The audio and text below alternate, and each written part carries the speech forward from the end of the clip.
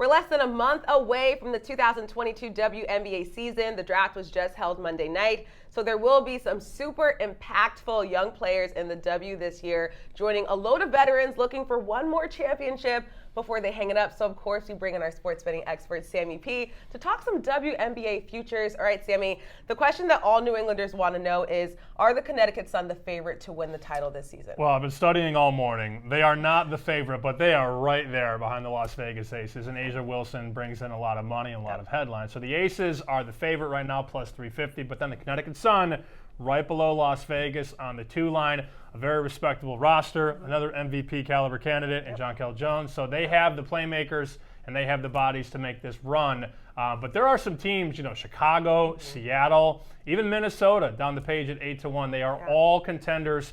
I think when you look at a list here and you see a team at 350, 450, 6, 8-1, that tells you the books think there's really a top tier with 3 or 4 teams in the, we're calling it the W? In the W? I like that, actually. I do like that. In the W, yes, I love it. All right, Sammy, we just talked Jonquel Jones and the Connecticut Sun. Jonquel, the reigning league MVP. So who has the best odds to win at the MVP this season? Do the odds makers think that Jones can repeat? So it's Wilson, then Jones, and then everybody else. It's really a 1-2 punch, at least from the top. But I like Breanna Stewart, who has battled some injuries over the last handful of years. If she can stay on the floor, I think she's one of the best players in the league. And because there's the hype on Wilson and Jones, you get a better payout on Stewart, who you can find at about 6-1. So 10 wins 60 or 100 wins $600.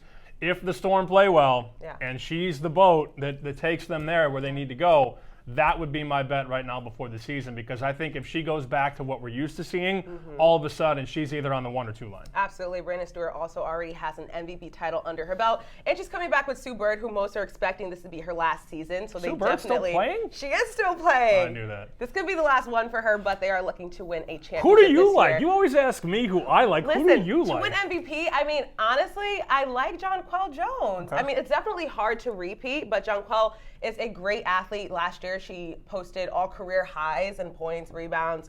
But I do like Jonquel to repeat as MVP. A'ja Wilson is a favorite of mine, too, out of LA, out of Vegas. But I will also say that Liz Cambage, who just joined the Sparks in the offseason, I think she is definitely someone to look out for. She is down the page 25-1, so 100 wins 2,500. I wanted to go back to Chicago, good old sweet home, and talk about Candace Parker potentially, 12-1.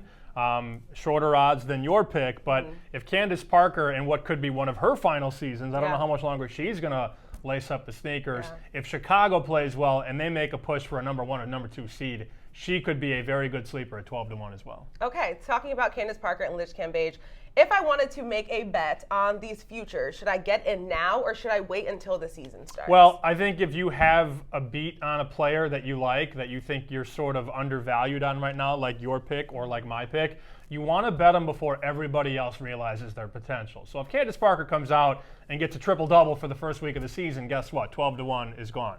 Cambage, 25-1. If she comes out and starts balling, 25 all of a sudden becomes 15. So whether it's a team or a player, I would bet before the season, before everybody else figures it out. Everybody eventually wants a yo-yo. But you want to be the first kid or two with a yo-yo on the block. You don't want to be the last kid and everybody else is walking the dog already.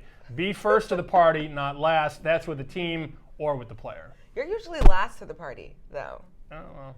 The actual parties. First and last. Okay, I will get my yo-yo and I will put in my bets now. WNBA season tipping off on May 6th. Thanks, Sammy. Thank you.